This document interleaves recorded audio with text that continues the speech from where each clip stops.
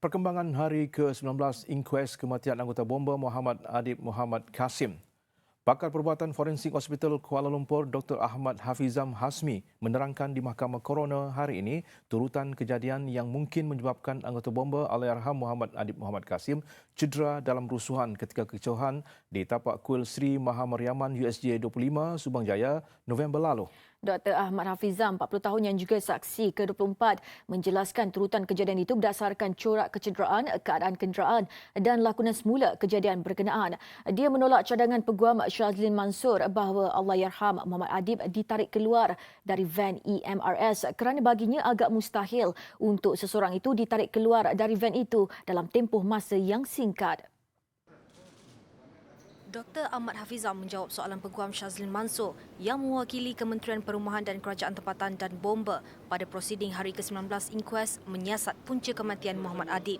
Berdasarkan rakaman video berdurasi 46 saat yang dikemukakan kepada mahkamah, Allahyarham Muhammad Adib masih berada di dalam van EMRS pada saat pertama hingga saat ke-28 dan pada saat ke-38 van EMRS sudah berpusing. Ujar Dr. Ahmad Hafizam dari saat ke-28 hingga tamat rakaman, kira-kira dalam tempoh 18 saat pada masa kejadian gagal dirakam, ia masa yang terlalu singkat untuk pelbagai perkara berlaku termasuk melawan dan mempertahankan diri.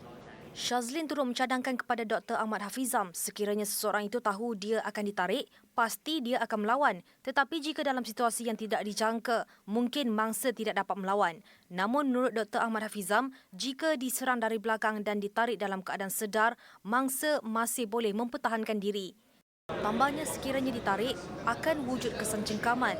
Bagaimanapun pemeriksaan klinikal dan bedah siasat mayat, tiada tanda cedera lebam yang padan dengan kesan cengkaman sekiranya Allahyarham Muhammad Adib ditarik dari kenderaan.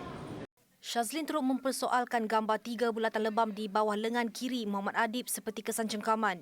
Dr. Ahmad Hafizam memberitahu kesan yang dilihat tidak padan dengan kesan cengkaman kerana kesan yang kelihatan seperti lebam di pelipat siku kiri adalah tanda pendarahan di bawah kulit dan bukanlah kesan kecederaan akibat cengkaman.